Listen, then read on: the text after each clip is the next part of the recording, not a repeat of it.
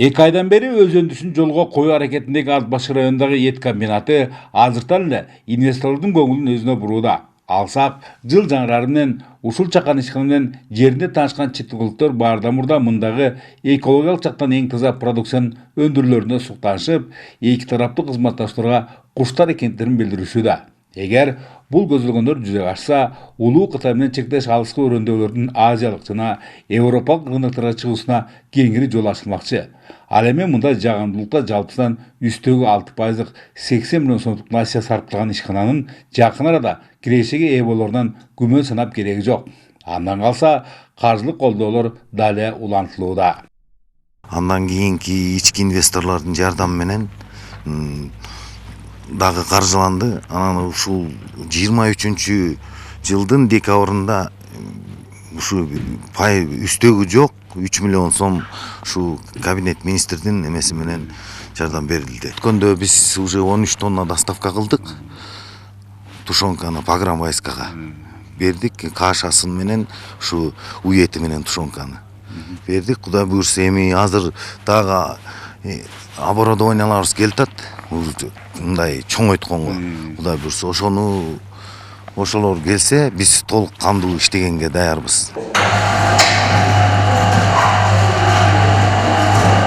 Буга чейин Россиянын бир катар ири ишканаларында технологдук милдет аткарган Дыйканалы Акмат үчүн өз кичимекенде жогоруда объекттин ачылышы чоң олжу болду. Биринчиден, алыстан кайтары менен дароо кесибине ылайык жумушта болуп, маянасы купулга толорлук болсо, экинчиден, жергиликтүү сырьёну иштетүү менен район казынасын байытууга шарттар жаралып жатат.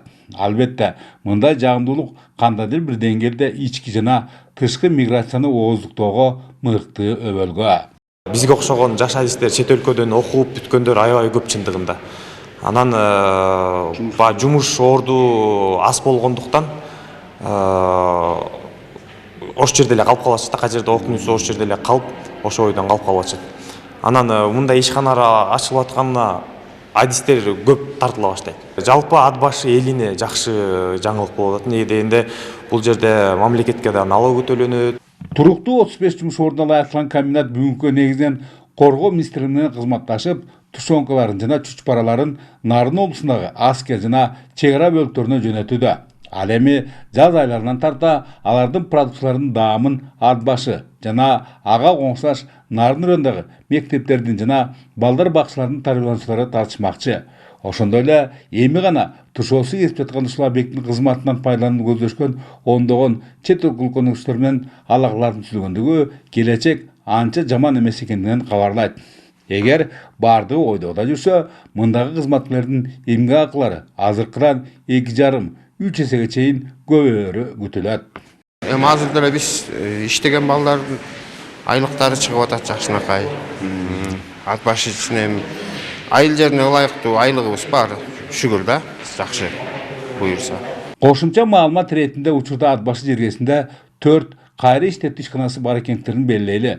Баарысынын негизинен эт менен сүттөн продукция өндүрүүнөн алек. Чынында Ат Башы өрөнү тээ башынан эле мал киндиктүү делингени менен бүгүнкү дайра ушул малдын сыйроосун кайра иштетүүчү ишкана болгон эмес. Андыктан мына ушул жанатан сөз болгон чакан ишкананын ачылышы жалпы Ат Баштарды эмес бүтүндөй теңир толуктарды кошумча түшүктөрдөн арылткандыгы менен өзгөчөлүү. Бөлөкбай Шеримбеков, Айдын Төлөбеков, Нарын жаңылыктары, Ат Башы району.